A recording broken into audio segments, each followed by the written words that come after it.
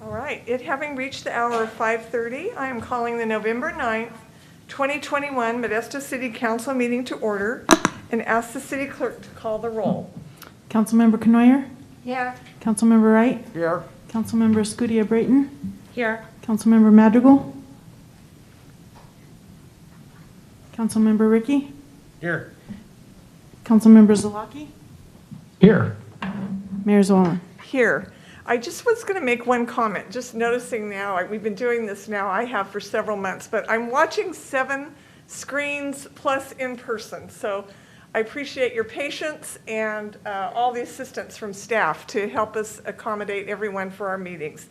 Will everyone please rise for the Pledge of Allegiance, followed by the invocation from Jim Applegate from Redeemer Church, Modesto.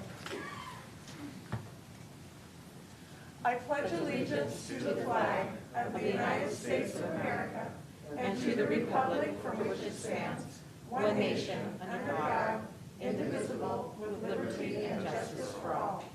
Thank you. Will you join me in prayer? Father God, thanks so much for letting me participate in the city council meeting tonight. Lord, we just want to say thank you in this great month of Thanksgiving. Thanks for the city staff, the work that they do. Thanks for the city council, for the mayor, for our city manager. Lord, thanks for the representation of our city. Thanks for democracy and the way that it works in our city for the good of all. And I pray, Father, tonight that you would give wisdom to these people that are in front of me. I pray that they would know they're loved by you more than anything, that they would know they're loved by you, Lord, so that they can make great decisions, not based upon fear or greed or anything else, Lord, but for the good of our city. And we say thanks for this. Amen. Amen. Amen. Thank you. Does the city clerk have any announcements? No, Mayor. Thank you. Do any of the council members have any conflicts of interest? I do not see any hands raised in person or on screen. Will the city attorney report out on closed session, please? Mayor, the council considered a few existing litigation matters under closed session. No reportable action was taken. Thank you. Next is acknowledgments and presentations. And the first is our county COVID-19 update. And we will have a presentation online by Supervisor Manny Graywall from the Stanislaus County Board of Supervisors. Welcome, Manny. Good evening, Mayor, City Council, City Manager Lopez, City Attorney Sanchez, and staff. Thanks for having me. We didn't have a board meeting, but I still have all the data for what's going on with the pandemic and COVID-19 as far as numbers. So currently there's 176,272 people that are eligible for the COVID-19 vaccine. That number has gone up now that it is available for children 5 to 11 years old. And that rollout started last week on Thursday, and people are starting to take advantage of that. You can go to the county's website because not all of the locations that are doing vaccinations are able to do 5 to 11 years old. So you can check the county website to see which locations are able to do that. So with 176, we have about 176,000. We have about 61% of the city's population. All the data that I'm giving today is Modesto-centric. 61% have been fully vaccinated, and 69.1% have at least received 1 dose. The growth in fully vaccination numbers isn't going as fast as we thought because we've kind of been stuck at that number for a while now, which unfortunately means that some people that have gotten the initial dose haven't came back for a second dose. And then obviously the boosters are available. So if you have had the first and second dose, the boosters for the Moderna, Johnson & Johnson, and Pfizer are available. And you may kind of cross-contaminate, for a lack of a better word, meaning if you've taken Moderna, you can if you've taken Johnson & Johnson, you can have the Moderna as a second dose or as a booster dose, or Pfizer. As far as cases, October wasn't a great month. We had 2,035 confirmed cases. It was better than September, 33.1, decrease from the previous month of September, from September 1 to September 30. Our case rate is at 33.3, which is kind of heading in the wrong direction, which unfortunately doesn't allow for us to lift the indoor mask mandate, because our self-imposed goal was to make sure that it would be below 20 cases per 1,000. And we're actually heading in the wrong direction at 33.1. So hopefully that number starts coming down so we can lift the mandate. But I know Dr. V and the board are really sticking to that number. And our testing positivity is 8.8%. As far as by ethnicity, I know those questions have come up previously. So of the eligible, 49% of the Latino population is fully vaccinated, 47% of the Caucasian population, 63% of the Asian, 43% Black African American, 33% other have been vaccinated. So that's as far as categories regarding to ethnicity and race.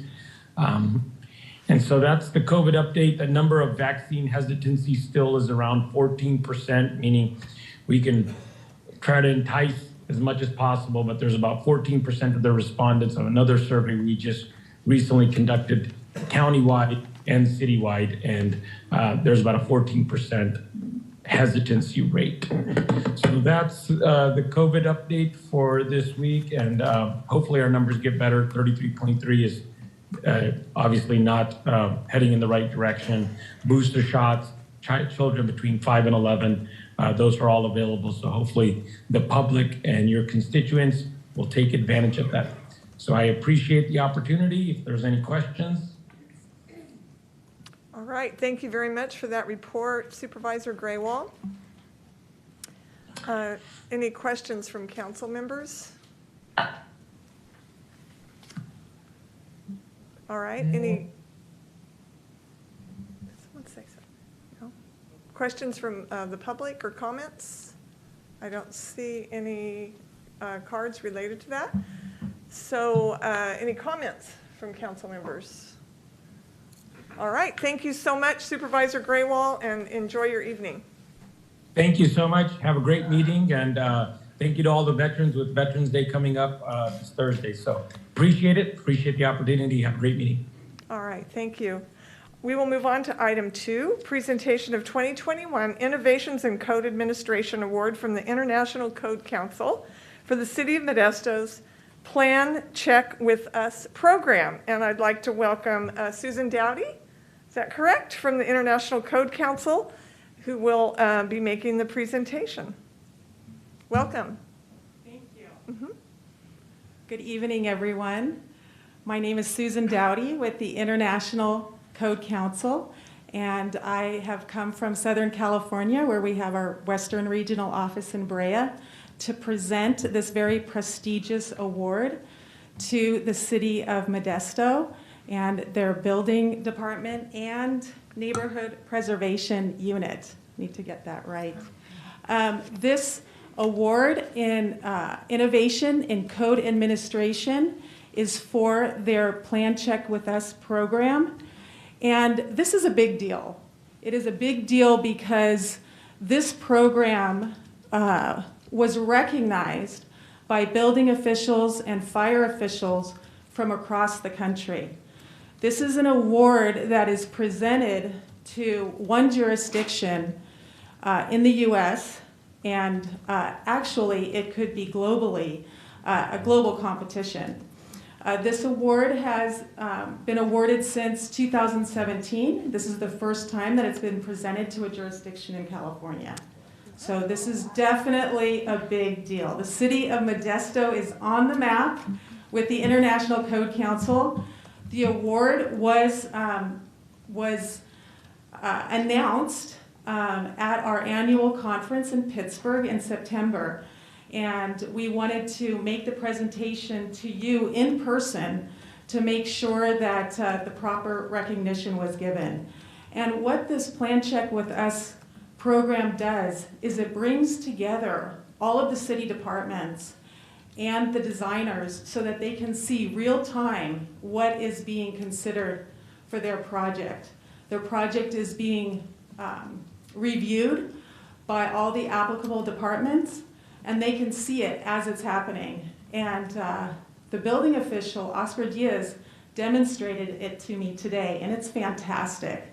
And I certainly hope that jurisdictions around the country take a look at this program and implement it, because that's the kind of transparency that we need. People need to see that these plans are being looked at very carefully in accordance with codes and standards for the safety of the community, and so that they recognize that the value of the work that's being done.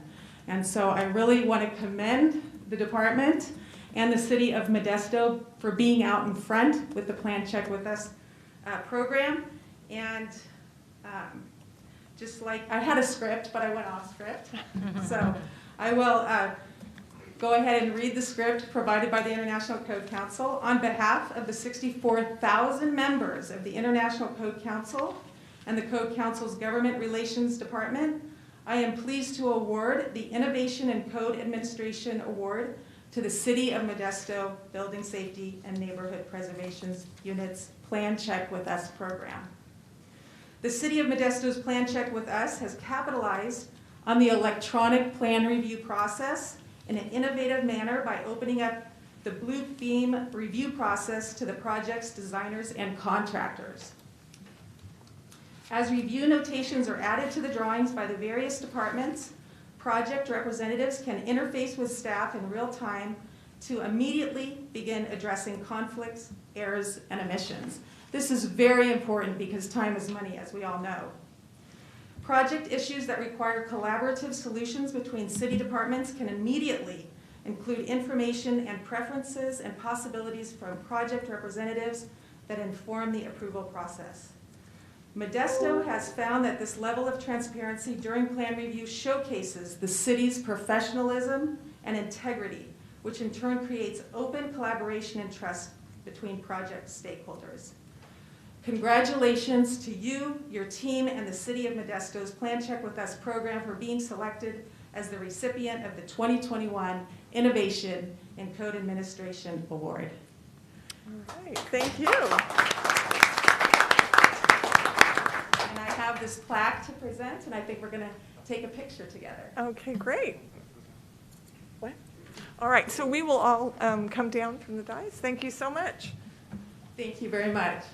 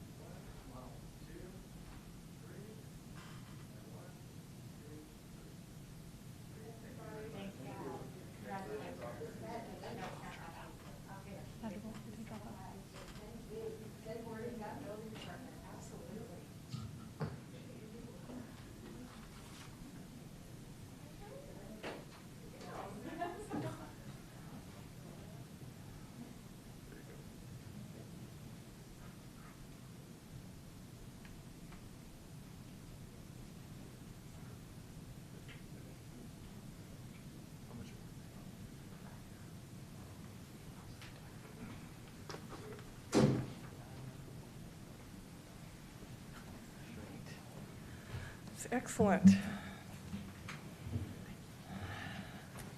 Thank you, everyone, for participating in that and for taking the picture. We appreciate it. We will go on to item 3, presentation of the City of Modesto and Stanislaus County's Second Chance Week Eyeglass Collection. And we have a presentation by Vicki Rice, our recycling program coordinator. Welcome. Thank you. It is so great to be back in person this year. Good evening, Mayor and members of the City Council. Vicki Rice, Recycling Coordinator for the City of Modesto. Also with me tonight is Janice McClendon with the Department of Environmental Resources of Stanislaus County. A special thanks for the county's continued partnership and participation, which is instrumental in making Second Chance Week such a success. For those that don't know, Second Chance Week is a national public awareness campaign to promote the use of specific recycled items under the motto, reuse, repair, resale, and donate. This year, the City of Modesto and Stanislaus County collected used eyeglasses to be recycled and donated back to the organization Lions in Sight, a service organization that provides no-cost primary care to the needy and low-income citizens in economically disadvantaged countries. They are dedicated to bringing basic eye care and eyeglasses to a world of people in need. As a result of our donation campaign, we dispersed 50 recycling buckets throughout the City of Modesto and Stanislaus County. You may have seen them here at 10th Street Place. Thanks to the overwhelming generosity in our community, we collected 1,204 used eyeglasses for recycling in only 7 days. Our plan is to continue to promote eyeglass recycling and contribute to this worthwhile organization, Lions in Sight. At this time, I would like to introduce you to our special guest, Lyon Paul Wagner. He has dedicated his life to service. As a past police officer, teacher, counselor, and school administrator, he often worked in economically disadvantaged areas and received assistance from local Lions clubs. Now retired, if you could call it that, Mr. Wagner is committed to giving back to the organization that gave him so much to the families in need when he asked. In 2010, he joined the Lions Club organization and continues to serve and help bring sight to people all over the world. I would like to invite Lyon Paul Wagner to talk a little bit about what their mission is through the Lions in Sight and present him with our community's donation. All right, welcome, Mr. Wagner. Hi, I'm Lyon Paul Wagner, and as she said, I was a police officer and a elementary school principal. During that time when I was elementary principal, I became really aware of what the Lions do to help kids when they are in need. Now, looking around this group right here, I would imagine that there's about 54% of you need glasses, and they're a little more than 54%, a little more than 54% here, I'll tell you that right now. And you need them. We need them in the same people need them, or the same amount of people need them in these developing countries. But whereas about 54% of you have them, only about 15 or 20% in the developing countries have them. I've been, I can't say, I've been pleasured, I've been helped to go on about 10 missions to about, I don't know, 5 or 6 different countries. And folks, these 1,204 glasses are really, they're really needed, they're really wanted, and I could go through the procedure for how they're identified, but I think it's more than you want to hear.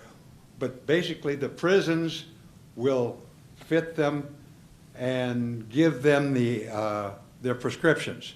So these glasses will be sorted by prescription, and then they will be sent to the countries with people like all of us helping them.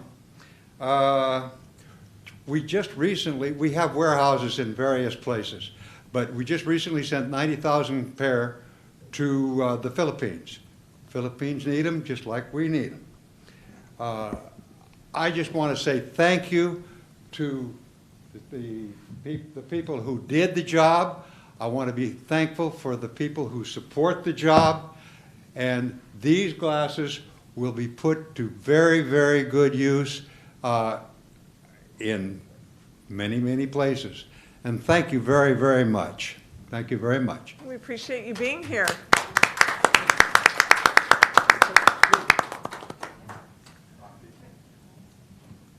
All right, so how is that going to work to deliver those? He takes them with him. Oh, Yeah. so everyone's going to help? Yeah. Bring them on up. All right. Come on over. Oh, are we? I don't know. Are we going down with them or Should we no? go down? Would you like for us to be in the picture? It's, okay, great, thank you. Okay, and wear your glasses.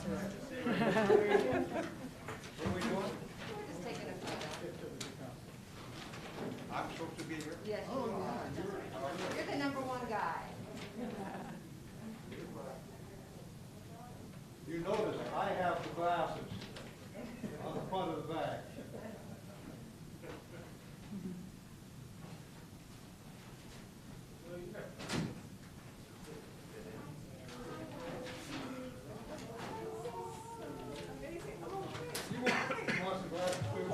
Oh, my God. Well, thank you for supporting. Thank you for supporting.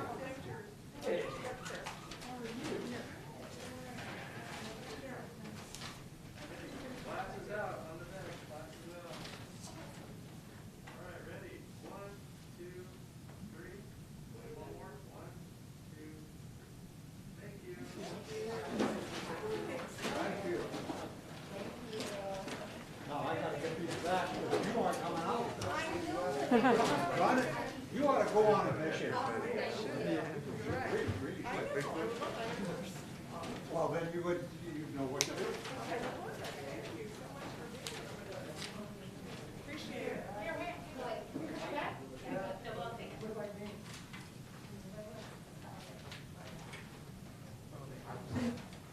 That's good, just throw it in there, John.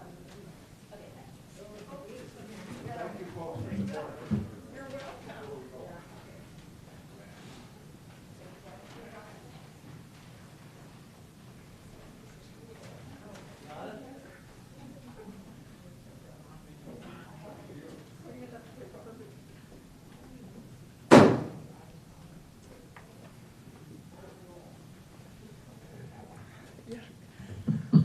All right.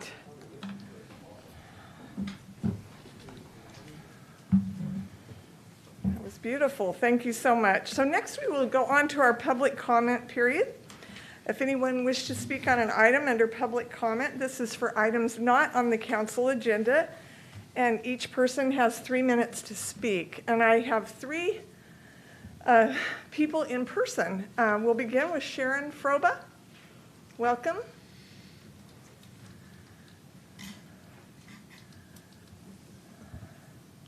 Good evening. My name is Sharon Froba. I am the NAACP Housing Chair, and I'm here to speak in favor of using the former Municipal golf course for housing. I'm sure you're aware that 15,485 households in our county are in need of affordable housing. Now, I'm not including homeless people. This is households. And households would be a bigger number. Individuals in the households would make a bigger number than the number of households. Again, 15,485 households. 76%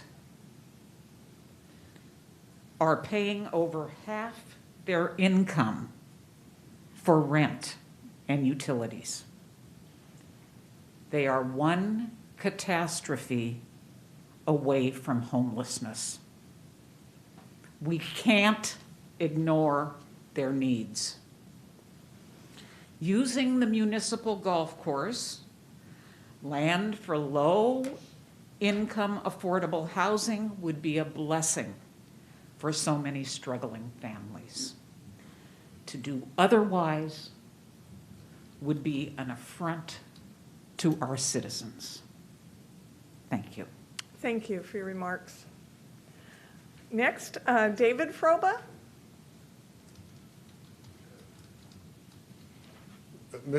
Madam Mayor and members of the council, I'm here to speak in favor of part, at least, of the Muni Golf Court property being used for affordable low-income housing. My wife and I, who just spoke, did a study within the last couple of years after reading the book called Color of Law about discrimination in the United States.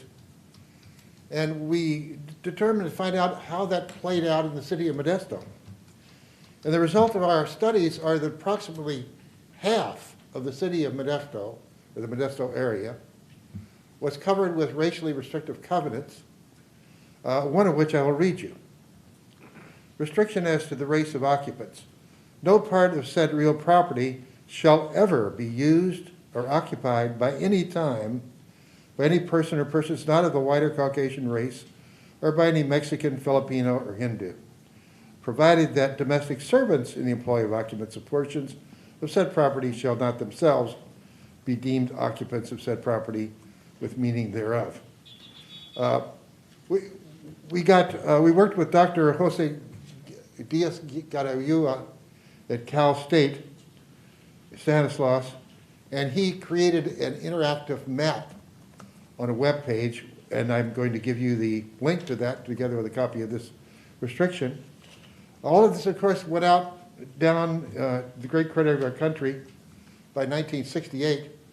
But as we well know, the lingering effects include the fact that the wealth of most, or of many, people of color is much greater, or much less than Caucasian. And a large part of that is attributable to the fact that they couldn't build equity and home ownership because of these restrictions. I think that coming back to the thing at hand, if something is done at the Modesto current property of golf course, the city has control of that property. It would make it relatively easy for you to attract low-income affordable housing developers, and we would hope you do that. I'm going to give this to the clerk and ask that both of you check it out, or all of you check it out. It's a link to the website at Stan State. Thank you. Thank you. Online, we have Pastor Lutricia.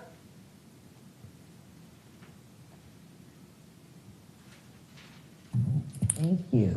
You're welcome. Good evening, Madam Mayor and the City Council.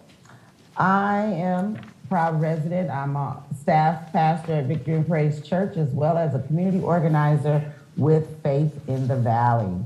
I am coming to you this evening on behalf of the coalition with NAACP, my partners Sharon Froba and David Froba, as we are asking you to consider the land that you already possess, known as the Muni Golf Course, for permanently sustainable housing for the citizens of Modesto who are living in their cars, our parks, under bridges, alongside our highways. It is your civic duty to help the city and its people in their time of need. We all know housing is a primary need in our city and abroad. If you already have land you can use it for the good of the people who are most in need. Housing is a human right. You are our local government, and you should be doing all you can to make sure unused land that you already possess is used to make sure housing is essential in our city. Furthermore, it will be wonderful for residents because it's already a residential area with lush green fields. please consider using that property for housing, permanently sustainable housing.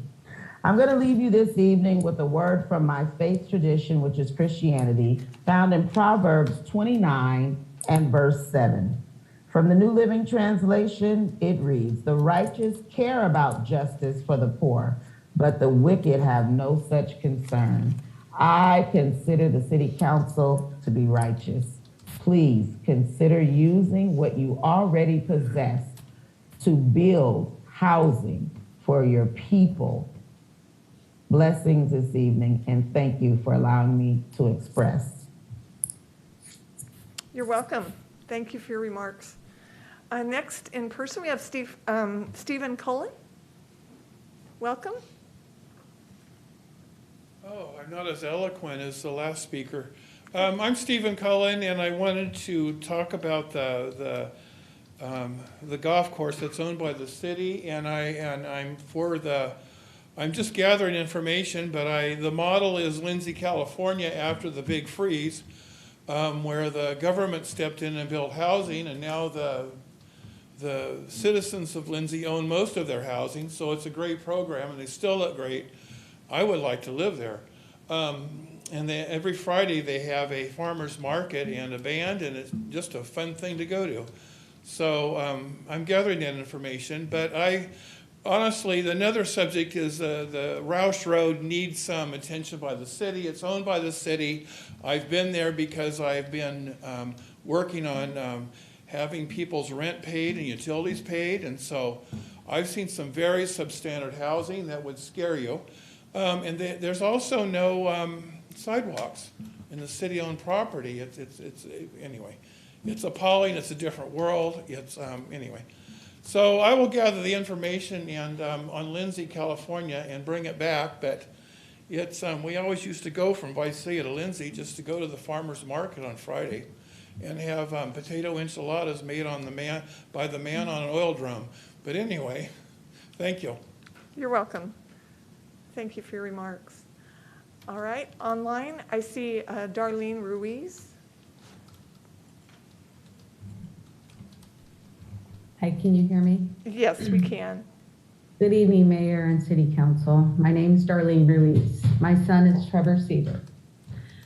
First of all, I'd like to thank City Council and Chief Brandon Gillespie on implementing the new chat program into Modesto. I am hopeful this is a step in the right direction for Modesto, and I'm praying this will be a safe alternative to ask for help without guns or gladiator mentality. Today is 316 days since Trevor was murdered. My family has tried tirelessly every week to bring justice for Trevor, transparency, and accountability to our city. Today was supposed to be Joseph Lamatia's preliminary. That got postponed on October 27th at his 4th pretrial. We now have been told it will most likely be postponed again on December 15th. We also were told that Lamatia has now petitioned to get his job back. Can you imagine what our family feels like? We have no justice, but he wants his job back. As I dread the holidays coming up without Trevor, the anger, the grief, and the sadness in my family, now, as Lamatia gets to enjoy the holidays with his family, it's so cruel and unfair to our family. I believe with all my heart and soul, the district attorney is too close to the police department to aggressively prosecute a colleague. The governor had signed a 1506 bill on September 30th, 2020. Any police officer that is involved in a shooting of use of force that results in the death of an unarmed citizen would directly go to the Attorney General. This law was passed because there is a conflict of interest with the DA and the police. The Attorney General's position is to break up the politically cozy relationship between the local prosecutor and police unions that might sabotage aggressive pursuits of credible allegations of police abuse. Unfortunately, the bill did not go into effect until July 2021, after Lamatia had killed 5 people, including my son. I'm begging the city and the citizens to contact the Attorney General, Rob Bonta, to take this case so Trevor and our family can have a fair trial. Please show our family during our unfathomable grief that you will stand behind us for justice for Trevor, transparency, and accountability. Please do not let Joseph Lamati get away with murdering my son. Thank you. Thank you for your comments. Next, I see Ray Ruiz. Hi, can you hear me? Yes, we can. Thanks. I'm just kind of piggybacking on my wife. I'm just calling once again, as I do many times, to urge Modesto to bring in, an independent police auditor. It's very clear Modesto needs one. You got a police officer in this town, Joseph Lamatia, who's killed 5 people at the age of 35, one of them being my stepson, Trevor Sieber. And now I have to find out that he's petitioned to get his old job back. It's clear the DA doesn't want to prosecute Joseph Lamatia. There have been 4 pre-trials. Another one on December 15th. We all know nothing's going to happen at that one either. There's a huge conflict of interest here. Like most DA offices in every town, many of them have worked on the police force and are even married to police officers. In September 2020, our governor signed a bill to let the Attorney General handle all police shootings. The bill didn't go into effect until July, and unfortunately, Trevor was shot last December. Our district attorney needs to recuse himself and give this case to the Attorney General where it should be tried fairly. Thanks very much. I'm out. You're welcome. Thank you. Next, Emerson Drake. Good evening, Madam Mayor, City Council members, ladies and gentlemen. I really hate to follow the 2 that I just did, only because I have a question. I was looking in the records for the city meetings, for the Forward Together meeting or committee, and what did I find out?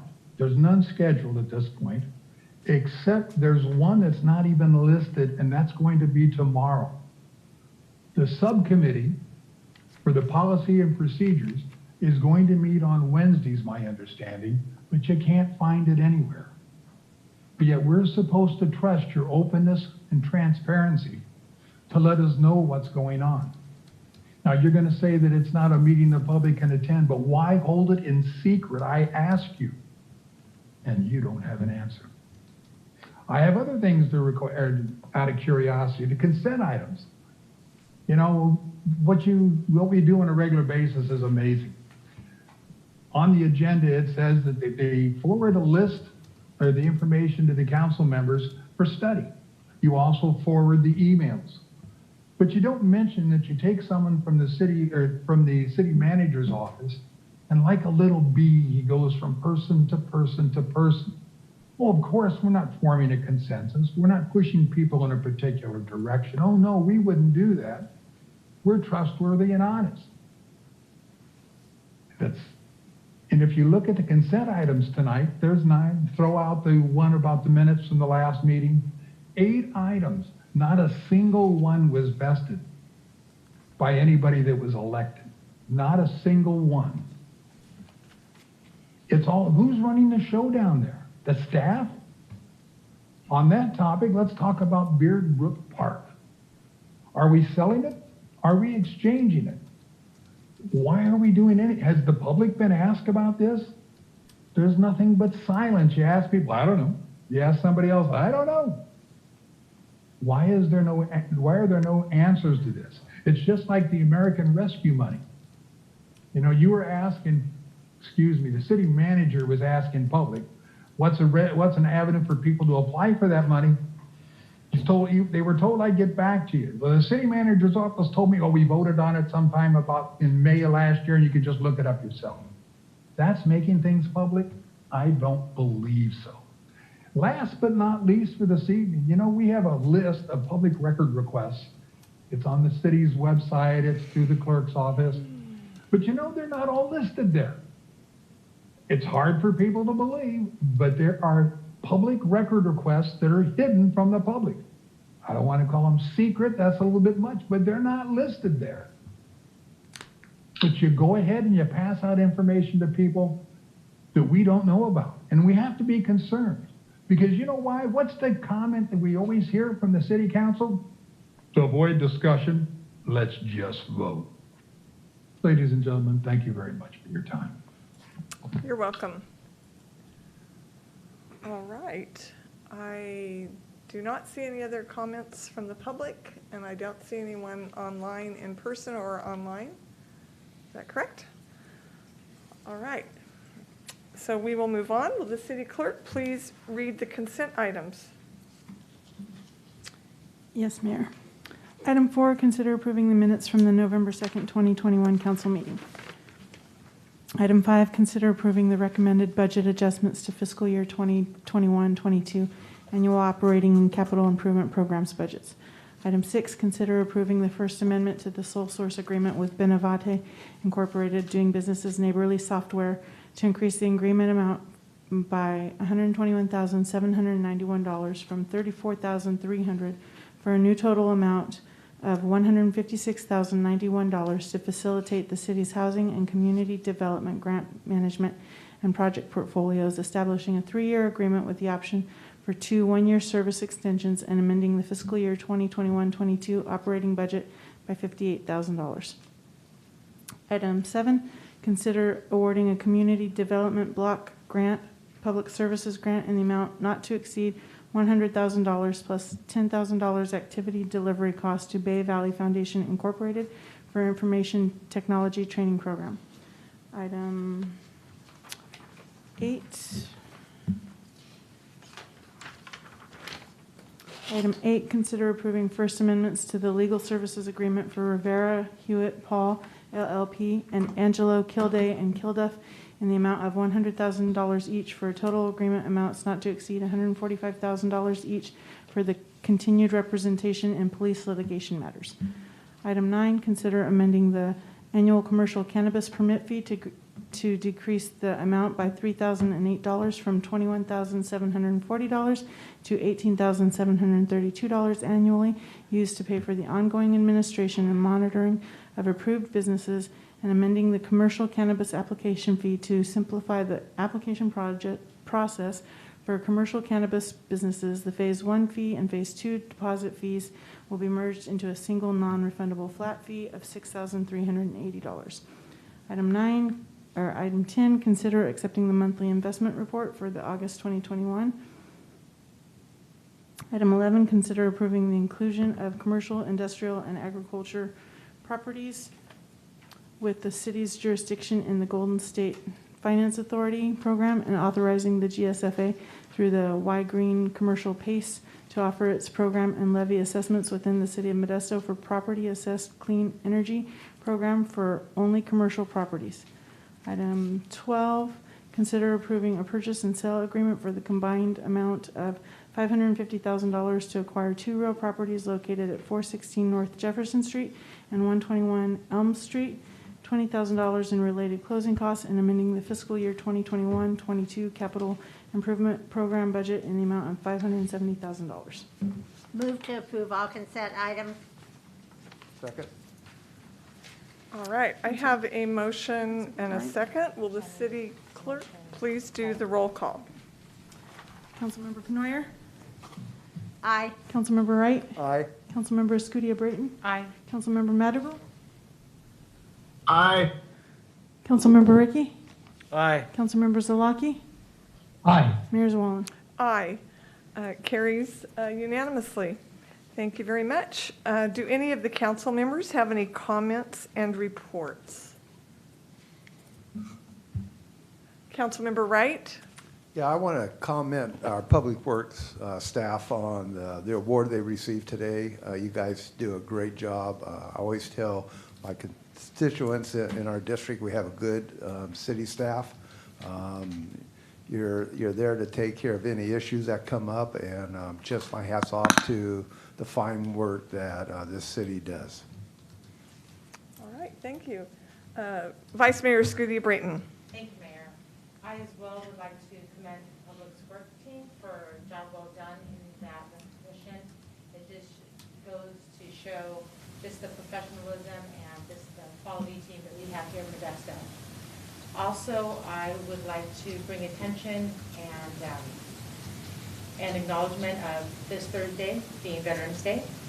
And we have approximately 10,000 veterans living in our community of Modesto, which makes this day even particularly more special. I hope we see everyone at this weekend's Veterans Parade and Ceremony so that we can praise, acknowledge, and honor our brave men and women that have served in various branches of our U.S. military. I'm immensely grateful for their service and their sacrifice. So I'm looking forward to honoring them and acknowledging their contribution to our country, not only this Thursday, but this weekend as well. Thank you. You're welcome. Thank you. Councilmember Knoyer? Yes, on Saturday, I attended a event at Roosevelt Park for approximately 200 Afghan I guess you call them refugees or guests to our city who are living here now, and was told that there are more expected to come here. They're living with family members, friends, and in hotels. And it was really, it was a nice event. And the thing that was really important too is they had the sheriff and the Modesto police there because they wanted the new residents of our city and county to feel comfortable with the police. So it was really a really interesting event that I attended, and we have 200 and more coming Afghan refugees. All right, thank you very much. Councilmember Ricky? First of all, I want to thank Jenny for going to that event. That Afghan refugee event was really incredible, and thanks for representing us there. Just to start out my comments, I've been at this job almost a year now, just over 11 months. I was kind of hoping that the tree calls would start to subside, but it just hasn't been the case. And with winter coming, I'm just concerned that we're going to have another bad season of, branches crushing cars and damaging roofs and stuff like that. I've received over 300 inquiries about tree issues so far, and it's just not showing any sign of slowing down. So it's the biggest complaint I get by a factor of probably 10 to 1. So I'm hopeful as we continue to work on budgeting and ARPA money and stuff like that, that we consider forestry as an important priority. Another issue I'm dealing with is, and I'm sure you guys are all hearing about it too, but abandoned buildings, especially big box stores throughout the city. These buildings, like what's weird about them is like a lot of them are actually rented, but they're just sitting there, just collecting dust and being, just creating huge amounts of blight. And everyone notices them. I mean, everyone knows the stores I'm talking about. Everyone knows about Orchard Supply Hardware, the old Toys R Us, the Long's Drugs on McHenry, and the Save Mart on Pellendale.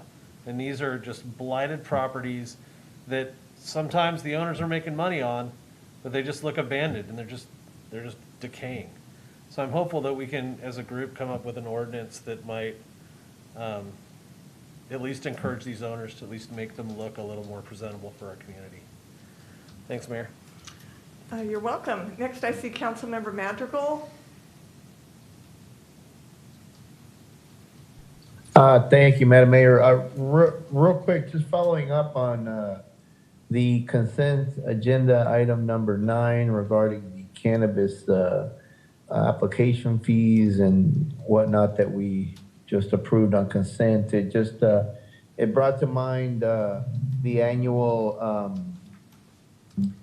revenue or month-to-month revenue. I wanted to know if, or I'd like to see, if there's no objection from the council, I'd like to see a presentation at either the following meeting or the one after that on how we're doing with cannabis revenue, in this fiscal year to date or since, our industry began, like, You know, are we trending upwards? Have we plateaued? Is there, you know, are we seeing a downward trend? What's it looking like in our cannabis industry as we move forward and, you know, take a look at our budgeting and our planning? Because, you know, that is one industry that we talked about a long time ago, is, you know, having potential to add money to our general fund so that we can get a lot of other things done or work on long deferred projects and whatnot.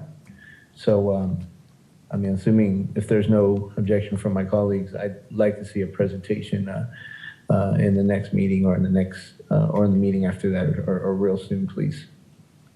All right, thank you for your comments. Everything will be considered. I look forward to hearing all right. Any back other or something, please. Any other council comments? I don't see any at this time. There's a hand. Oh, I'm sorry. I'm sorry, Bill Zalaki.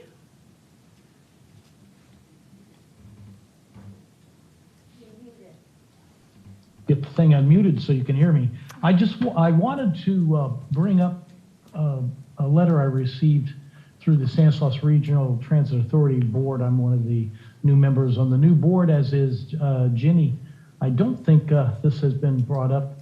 It came from California Fare Free Transit Information, and it's just a notice that in Stanislaus County, how we have those of us that are working and have been working on transit operations as council members or board of supervisors and such that are on this board, and trying to make sure our transportation rates are affordable. And we had the opportunity a couple of years ago to offer, because of some grants, we chose to give a month away of free rides. This was about a year and a half ago, before COVID. And we actually did quite well in the number of riders that were attracted. And after the demonstration was up, after the month was up, we actually had a significant increase in riders because people became familiar with our transportation, our bus system, and realized how it's quite effective. Since then, in Stanislaus County, we have always struggled to meet what's called the fare box recovery ratio. That's the ratio of how much the fares are collected, a percentage to what the total operation is. And in us that live in the more rural areas where we don't have a real robust transportation facilities, as you might find in the more urbanized areas of our state, it's sometimes hard to make it just because people have to travel farther in order to get riding and able to find a ride. They have difficulty getting there. Sometimes that places aren't covered well as you get in an urban setting. And so we formed Stanislaus Regional Transit Authority earlier last year. And in doing so, we continued with our fundamental obligation of trying to make rates affordable. And we've done that. And what's happened is we were recognized by California Fair Trade Transit Operations, and they related to what has happened to our seasonally adjusted employment ratio. We are the lowest in the San Joaquin Valley of all of the counties around us, and they attribute that to the efforts to make sure our rates for those that don't have transportation easily available to them, are relying on the public system, making it available. Modesto came in at our Employment Development Department has Modesto at 8%, San Joaquin County at 8.5%, Merced at 9.4%, Madera 8.3%, Fresno 8.8%, King County 9.1%, Tulare 10.5%, and Kern 10%. You know, we can be proud of what we are doing in trying to help those that are underserved and struggle with just making the basics fit in their budgets. And this is just another example of what we were able to do in Stanislaus County, where we're leading the way for the Central Valley. So I just wanted to bring that to our attention and let everyone know what's happening in Stanislaus County, where we're often described as some of the worst places to live, but not always exactly the whole story. Thank you, Mayor. You're welcome. I'll just make a brief comment on a couple of activities that I participated in that just continue to make me really proud of being in this role and a representative of our city. But yesterday I attended an all-day trauma symposium at Doctors Medical Center, and was very pleased to have our police department present at that event on an active shooter scenario and how to best react in that situation. And Sergeant Brindley did an incredible job presenting and representing our city. And then this morning, I attended our clergy council at the King Kennedy Center with our Chief of Police, Brandon Gillespie. And our city is well represented by people that really want to make a difference in our community. And each and every one of them are trying to do that in their own role, in their own way. So it's great to be a part of this all, and I could not be more pleased with our representation throughout the city. Any other comments and reports from the council?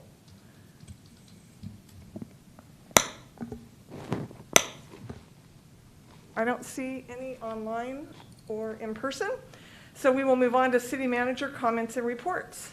Thank you, Mayor. Just real briefly, I want to respond to a couple of the public comments that were made tonight. With respect to the Muni Golf Course, we continue to do our due diligence on the proper disposition of that property. No final decisions have been made, and we're still continuing to gather public input at this time.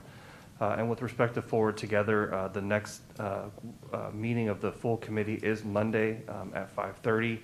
For additional information on Forward Together, I encourage our constituents to go to modestogov.com/Forward Together for all information related to Forward Together, and you can find a schedule of events on that site. Thank you. Thank you very much.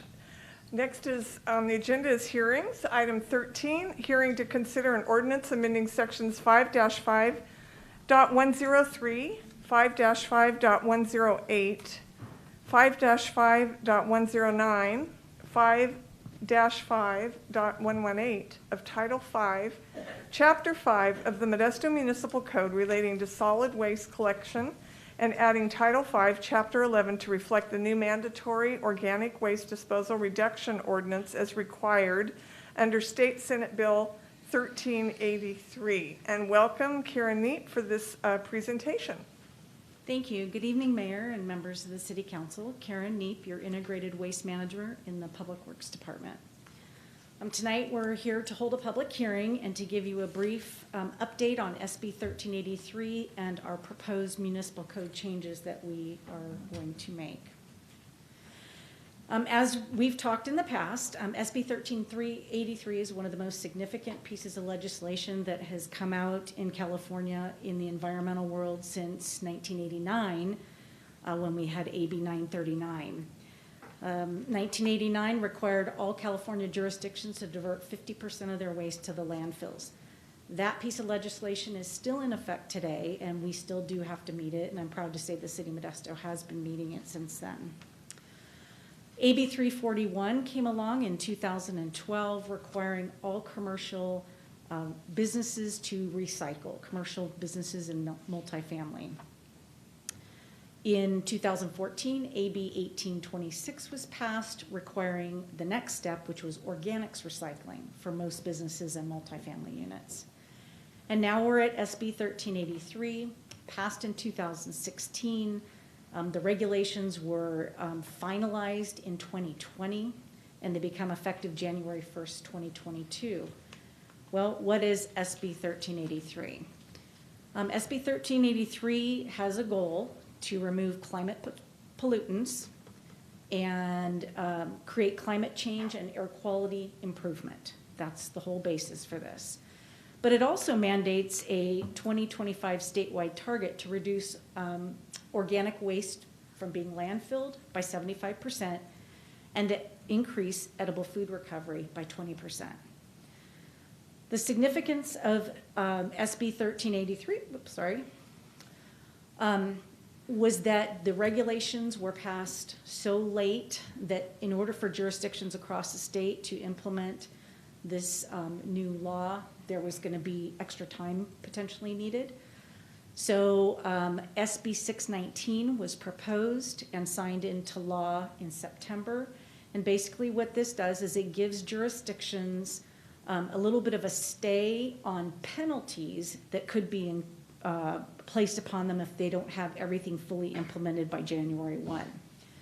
The city does have to file a notice of intent with the state of California by March 1st of 2022, indicating that they'd like to be considered for an extension of time in order to become fully compliant.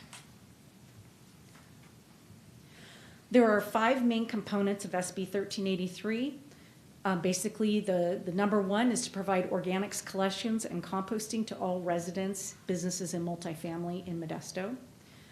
Identify and promote an edible food recovery program and make sure that in collaboration with Stanislaus County that we have long-term capacity for food recovery. We will be conducting an extensive public education campaign and community outreach in English and Spanish for all components of 1383. We need to ensure that the city procures all paper products and paper purchases that are at least 30% post-consumer recycled content. And we need to also provide compost throughout our city at no cost to businesses, residents, our own city facilities that need it. And then the last thing that's a major requirement is adopting an SB 1383 ordinance, which we're here to do tonight, and conduct monitoring, reporting, and enforcement for all aspects of 1383. The proposed ordinance changes are twofold. One is amending sections of the Modesto Municipal Code to make sure that their language matches what is in SB 1383. So we are amending 4 sections of Title V, Chapter 5, basically clarifying definitions, making sure that they do match what the requirements are in SB 1383, changing a title, and making sure that all of the definitions are compliant with 1383. It's kind of just cleanup work for that. The most significant change is adding Chapter 11. It's a brand new chapter to Title V, and this is the ordinance. The model ordinance that we worked off of was produced by the state of California. We didn't reinvent it, and we worked in collaboration with our consultant and the city attorney's office to come up with this new chapter. The model ordinance was 126 pages. We got it down to about less than 50. And the following sections I've noted up there, there's a new list of definitions. The requirements are spelled out for residential and commercial generators of organic waste. There's requirements for the haulers in our compost facility. There's specific requirements for edible food generators and also the food recovery organizations. It spells out requirements for inspections, investigations, route monitoring, enforcement, and reporting requirements. We've made significant progress to date on our compliance with SB 1383. One of the requirements that the state had was that all of our businesses that qualify under AB 1826 that need to have organic recycling do have it. We are in compliance with that. We had hired a consultant, R3. They are making recommendations on the potential collection methods that we will present to you for choices, whether it's a 2-can system, a 3-can system, and what we will offer to commercial businesses. We expect to have that report from the consultant the end of this month. We are updating our solid waste ordinance, which is tonight. There'll be another hearing, a second reading, and then a 30-day wait. So that will be effective before the end of the year. In the spring, we will need to be looking at amending our hauler service agreements. that, and making the relevant changes so that it matches what we're going to be doing with SB 1383. And we will eventually fall into place with the statewide container requirements, often overlooked in this, but they want containers to be uniform across California. So it doesn't matter what city you live in. If you're in California, you have a black or gray can for garbage, a green one for organics, and possibly a blue one for recycling. That doesn't have to take place until 2036. Obviously, they don't want to waste containers and have haulers get rid of them. So as they replace them, they need to fall in line with those container requirements. As far as the edible food recovery, we've also made significant progress. There are 2 tiers of businesses that have to fall under this. Tier 1 are our food distributors and grocery stores. We've identified approximately 60 of them that will fall under the edible food requirement. Tier 2 businesses, which actually aren't required to do anything with them until 2024, we've been proactive. We've already identified about 160 of those businesses, which include cafeterias, schools, hospitals, venues, and restaurants. We are working collaboratively with Stanislaus County to identify our food recovery capacity to ensure that there's enough, and that is a county-wide requirement, and the county does the reporting for that. We hope to have a Tier 1 education out to the businesses in January, and then Tier 2 won't have to happen until 2024. Our public education and community outreach campaign, we have already received some ideas from a local marketing firm who is doing this all over the state. We hope to have something put together in February to bring, and it'll be all in English and Spanish. It'll be using social media, direct mail, possibly billboards, press releases, anything that we can think of, anything they can do to help get the word out. And then we will be doing new labels on all of our cans. The labels currently on the organic recycling can are many, many years old. We are slowly replacing those as we've already got that label, and now we're working on one for the black container. The procurement for recovered organics, I mentioned earlier, the city will have to ensure that everything that is purchased, whether it's an envelope, a Post-it, a piece of paper, a paper towel, that it all falls within the 30% recycled content. We will be updating our city's procurement policy and our environmental preferable purchasing policy. We'll get started on that in January, working with purchasing and finance and building services on that. CalRecycle provides a procurement tonnage goal for every city. It's based on population. And that determines how much you have to give back in organics. You can do it through mulch, compost. You can do it through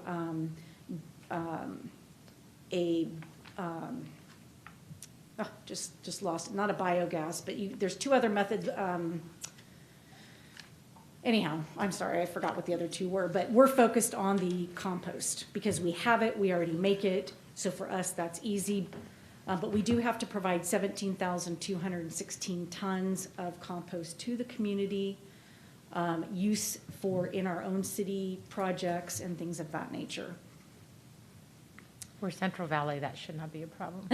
Probably not. Monitoring, reporting, enforcement, we will get going on all of that come January. There are several reports due to the state in 2022 related to our progress.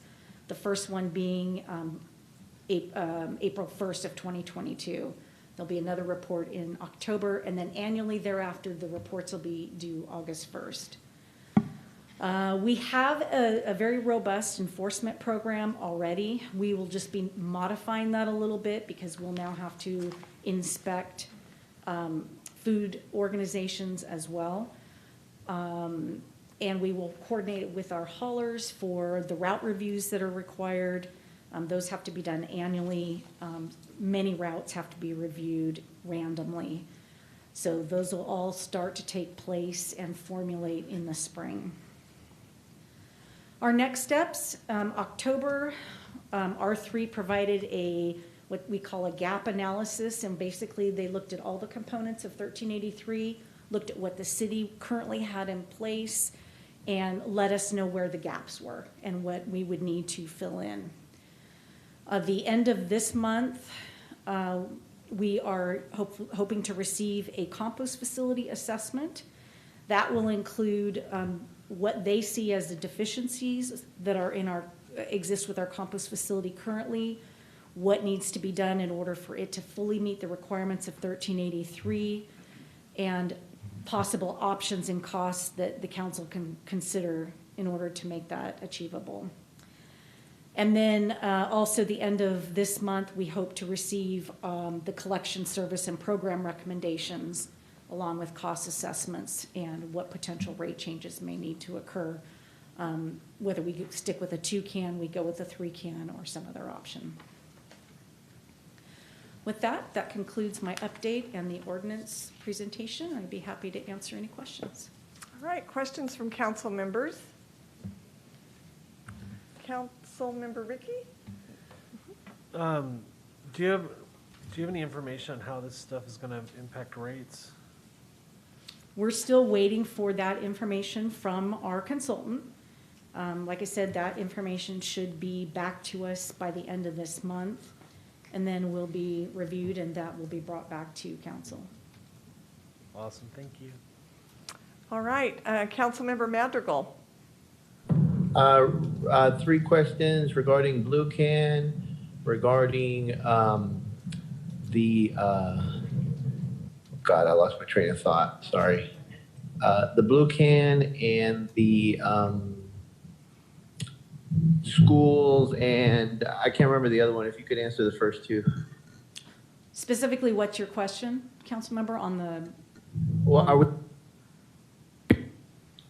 are we going to be getting Blue Cans, or what's it looking like? Sure. That is what we're waiting for from the consultant they've been doing a review versus looking at a 2-can system, which we currently have in place, versus going to a 3-can system.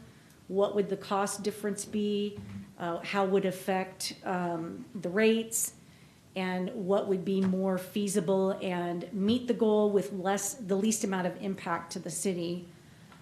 So that is something we're expecting to see the end of this month, and it will be brought back. The council will have several options to consider to make that final decision. And so is relatedly, I was remembering now, mattresses. I know I had worked with your staff and with the California Mattress Recycling Council. We were trying to see if we could set up a mattress drop-off site or something. Is there anything in this new policy about mattress recycling specifically? There is not. This SB 1383 relates directly to organics recycling, food, paper, and green waste. But on the mattress recycling, we are actually logging in to the Mattress Recycling Council's database every illegally dumped mattress that we pick up. And we will get anywhere from a $2 to a $15 rebate back for those mattresses at the beginning of next year. And that's a very simple data collection system that we have to do for them. And then that money can go back into funding our enforcement programs. So related to that, I just wanted to follow up and ask about the bulky item voucher program. Has that been fully rolled out yet with educational materials in English and Spanish to our city folks? The voucher program was fully rolled out in January. It receives, people do utilize it, of course, not as much as they put it out in front of their homes, but there have been people that utilize it at both companies. There have been no issues that have been brought to our attention. There is social media that goes out in English and Spanish, and we are currently in the process. We just got a quote on converting our recycling guide fully to Spanish. That guide has the bulky item information in it, so that will be coming shortly.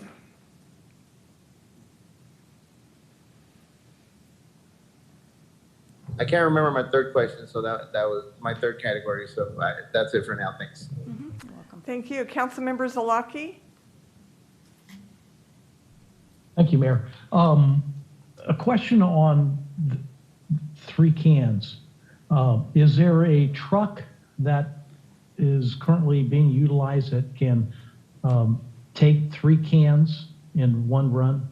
Or will it be multiple runs of multiple trucks when they're going through a neighborhood primarily? Sure. There is not, to my knowledge, a truck out there that has a capacity to do 3 waste streams. Jilton Solid Waste, many years ago, was innovative and developed, and I don't know where, they didn't develop it, I don't think, but took advantage of a 2 container system for their truck. They have that. If we go to a 3rd container, they would need to add trucks. Bertolotti currently uses 2 separate trucks, one for garbage, one for organics recycling. They would also have to add another truck. Okay, all right, that's interesting. And part of that is in evaluating what the impact is to our citizens that live here. With the 2-can truck that Jilton is currently using, you have 1 pass coming through, so that the impact is one time a very heavy truck drives through a neighborhood. Trash trucks inherently are very heavy, particularly towards the end of their collection route before they've dumped them. And you can often see that as you drive the roads that typically lead to the drop-off locations, I guess, what you call them, not going to Crow's Landing, but to Transfer our station. Transfer, that's the word I was looking for. Thank you. The transfer station. You can really tell in the impacts on the roads. They just are brutalized from heavy trucks, and that's not all just our products that we're disposing of in our houses, but some of those transfer stations are located where there are a lot of other delivery trucks that are semis and such. But I just was wondering, as we, in this analysis, are we looking at the impacts of, if we go then to 2 trucks or 3 trucks to service a neighborhood, that would be twice the impact or 3 times the impact in a given run. And now I know that they would go farther because the truck would take a little longer to fill up, so it'd be lighter, but there is still an impact of that, the weight of that truck and what it might do on our surface streets and how we're analyzing that. Is that being considered? I know at the state, they're making the demands, and I'm sure they didn't analyze that impact, but it'd be nice to know that if there's a way to mitigate in order to secure that we have good streets within our neighborhoods, especially with Measure L that we passed, and we have good opportunities to do repairs, but this would accelerate some of those impacts, I suspect. Just curious. I do think that is going to be a factor, that when the proposals are brought back to council for review and decision-making, that should be a discussion item. Now, the weight of the truck, whether it's a split body truck or whether it's a standard truck, their weight limits are the same. So what you would, that wouldn't increase, but you would have more trucks on the road. So yes, there would be a road impact. The consultant is looking at the financial side of it, as far as the 2 container versus the 3. How would that impact our rates? Considering the fact that if you do a 3 can, you have to buy more trucks, you have to provide 57,000 plus containers. They've not been asked to do anything with a road assessment, so they won't be providing that. But obviously, in the cost factor, there is a difference between, going with a 2 can versus a 3 can. Yeah, and I've been told by the providers that they currently are doing, even with the 2 can, that they go through all of the products that come in. In other words, every truck that goes in, they go completely through it and hand sort it, or they use mechanized systems to sort it. Is that your observation? They're working on it. Okay. Jilton Solid Waste just installed a small sort line. I think it has maybe 4 to 5 people on each side of it where they're sorting through the organic waste. Bertolotti, to my knowledge, is still doing it on their floor by hand. Jilton Solid Waste has proposed a high diversion MRF in order to have a better way to process the material and get it clean. That's also going to be something that will be factored in your decision making. But there definitely has to be significant investment by both companies to clean the material. Okay, yeah, I'd like to understand that outcome of from your observation. How is that proceeding? Is it meeting the demands that the state would be putting upon us, the product out when it's complete and gone through the process? Is it something that is reusable? Yeah, currently it's not. Currently we're looking at probably 15 to 20% contamination that comes in. The state requirement is 1% to our compost site. And it does affect the quality outcome of the product. So seeing as though we're going to have to give out 17,000 tons, we need to make sure that the product we're giving out is clean material so that we can use it in our parks and on our building projects. So that is the goal that we're all trying to achieve. Okay, I did not know it was 1% at the state. That's interesting. Thank you. You're welcome. Thank you. Vice Mayor Scudia-Brayton. Thank you, Mayor. I know this is a massive, mammoth initiative to implement. It's very complicated, it's very detailed, many layers. I understand that you're going to have an educational marketing campaign rollout in January so that our constituents better understand how this is going to impact them. But will this campaign involve public workshops where people can come hear the details of this and ask questions? I think that's a great idea. We won't be rolling out in January. We're going to start working on it in January because obviously the council needs to make the decisions before we actually produce all the materials so we know what direction the city's going to go. But absolutely that can happen. We can offer it. Thank you. All right, any further questions from council? All right, we will go to the public. I see a hand, PJ Hutcherson.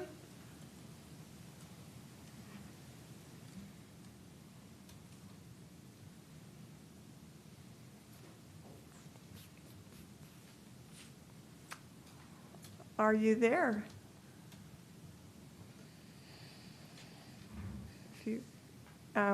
You're muted. All right, well, maybe we will go on and come back, if you're still there, to Bianca. Good evening. Just a couple of things. I find the presentation a little lacking. There's a lot of information that is not being shared, although there was a presentation at a subcommittee meeting where a little bit more information was given. I believe the consultant was the one who was presenting and mentioned that the 2-can system was preferred at the moment and was something that they were considering versus the 3-can system. Yet I believe the city is considering increasing rates by 40% as the county is, which seems very unjust to low income and disadvantaged communities. So I'd like you to consider the cost and alternatives if we are going to be separating our waste a little bit better. I don't need the trash company to come to pick up my trash cans every week. I don't fill up my black waste bin as much as I would have if I didn't separate the cans. So if you could consider a different pickup system that won't require trucks to come to my home every week, that would help. I also found a piece in the presentation a little bit misleading. Meeting requirements to reduce waste from the landfill back in the 80s, and that's because we burn it. And I think a lot of people don't know that. We sent our our trash and things that are green and recyclable to Covanta. It's a greenwashing, it's greenwashing our investment in our partnership with Covanta, whom I understand the city and the county are now suing because they are overcharging, which is also, being done in other states. So not only is Covanta a dirty business because it's polluting our air, but it just works in dirty ways, as you now see in this lawsuit that you are involved in. It is our hope with Valley Improvement Project, who's been working with Vicki Rice. We've actually also been awarded through the city and the county awards for our work in the community. We hope that the city can just do a little bit more than the minimal. I think we've seen that throughout the process here at the City Council. You do only what is required. We want you to be able to think outside the box and have a plan to move beyond recovery and transition to zero waste with a just transition. So considering that we can make more green jobs if we don't burn our waste and we properly dispose of our waste and reduce our waste in good faith. And keep in mind that I think the presentation mentioned the least amount of impact to the city. Well, I hope that impact includes the environmental impact, not just the economic impact. And we look forward to the city hosting workshops in the community and that they reach out to organizations like Valley Improvement Project who have been doing this work for years in the community. You're hosting workshops for tier 1 businesses, but what about organizations? And this is a question to the presenter. What are you going to be doing to organizations who are seeking to reduce poverty or starvation in our community? Because it's not just food banks that do this. There's organizations, there's churches that give food away. So what is your plan to educate and to inform and to build relationships with these organizations to make sure that this waste does not go to the landfill nor go to Covanta to burn? 2027, we hope that that is the last year that we burn our waste and we stop polluting disadvantaged communities. Crow's Landing is already overburdened by other issues, and we hope that the city can do more, a lot more than just the bare minimum. Thank you. Thank you. Did you want me to respond? If you'd like to, if you have. Sure. So we are actively looking into all food recovery organizations. We have met with our business licensing department to pick out and pull out every potential organization that has food recovery, and that does include church programs, any nonprofit groups, food banks, within the City of Modesto limits. I know Stanislaus County, we're working with them as well. We're sharing information. Some of those organizations are in the county, some are in the city, but we are trying to make sure that we cover all of them. It is our job as a jurisdiction to get a hold of those organizations, make sure that they have contracts in place with the ability to get food out to the public. And, we haven't formulated our entire plan yet, but that is what we've been working on to date. All right, thank you very much. I do not see any members of the public. Okay, all right, okay. PJ Hutcherson? Hello? Yes, hello? Hi, sorry, I'm just still trying to figure this out. Mine was on the housing, so I missed, I guess, my opportunity to speak or, yeah. That's all right. If you'd like to make a comment, you can do that now. But it's not about the trash, it's about the housing. That's all right. Feel free. Okay. I was trying to get some information on the things that dealing with the housing in Modesto. I had a meeting in Manteca about their city council and what they're doing with their housing and the issues that they're having. And it's kind of on the same lines as Modesto's, but they're working with agencies, and they seem to be a little bit more farther in advance than we are. And I was kind of confused on why that was, when a lot of the projects are similar through the counties, but then there are a couple that are different, and it just seems to me that they're just a little bit more faster and quicker at doing things and figuring out the procedures and policies than Modesto. It seems like we're kind of dragging our feet, and we have residents that are here that are homeless. And as I think the councilwoman said, we have more people coming in. That's more housing that's going to be needed and required. And it's urgent that we house all these people that are going to be in our county, especially the residents, you know, that have been in the valley and in the town. So if you could please look into this. It is rather dire. Thank you very much for your comments. We will. All right, going back to item 13. Any other comments from the public? I see Bianca's hand again. Do you have another comment, or did you just not take your hand down? Yes, I had one more question. I was wondering if the city already knows if they were going to be asking for an extension. This bill passed in 2016. That would have given the city already 6 years by 2022 to get their plan together. And I'm curious if the city is leaning towards asking for an extension to comply. Yes, we will be submitting a notice of intent. Even though this legislation was passed in 2016, Cal Recycle did not produce the rules and regulations for implementation until November of 2020.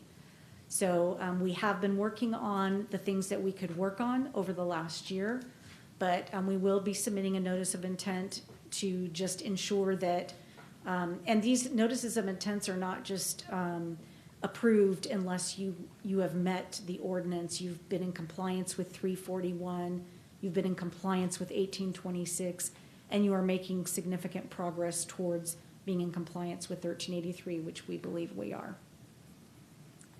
All right, thank you very much. I do not see any members of the public, so we will close public comments. Does the council have any comments? Council members? Councilmember Wright? You know, it amazes me how Sacramento has caused our housing to go up, and the cost of building, of all the regulations they have. Now they're doing the same thing with our trash collection. This is going to hurt the people that are struggling to begin with. And it seems like Sacramento has a way of forcing just common people that are trying to get by on a day-by-day basis to have to spend more money on things that it's just hard for them to do. So, you know, I'm really disappointed that we have legislators up there that don't look at the regular person that's trying to make a living, trying to have affordable housing, trying to make ends meet. And that's all I have to say. It's just very disappointing. All right, thank you. Councilmember Ricky, did you have a comment? Well, I just wanted to make sure that people know that this is, along the lines of what Councilmember Wright just said, that this is an unfunded mandate. So we're having to raise expenses likely. I don't know how much. We've been talking about that. It's going to cost us something to comply. But this wasn't Modesto's idea. We weren't the catalyst of this. So I think that's important for people to know. All right, thank you. Any other comments from council members?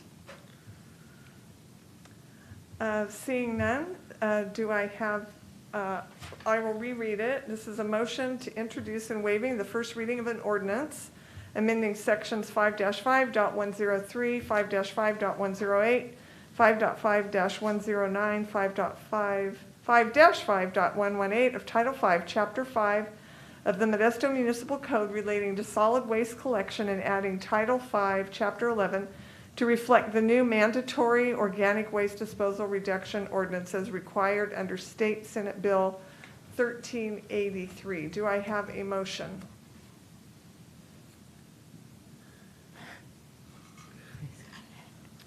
So moved. All right. Do I have a second?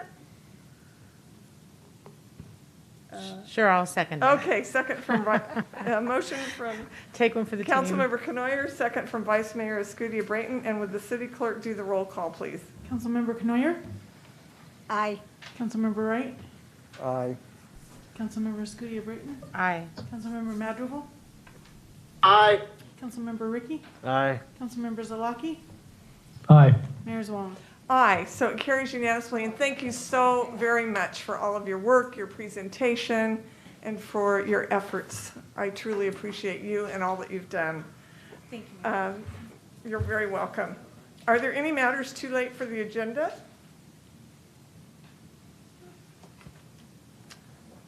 Seeing none, or I see Councilmember Ricky's name still there. Is that okay?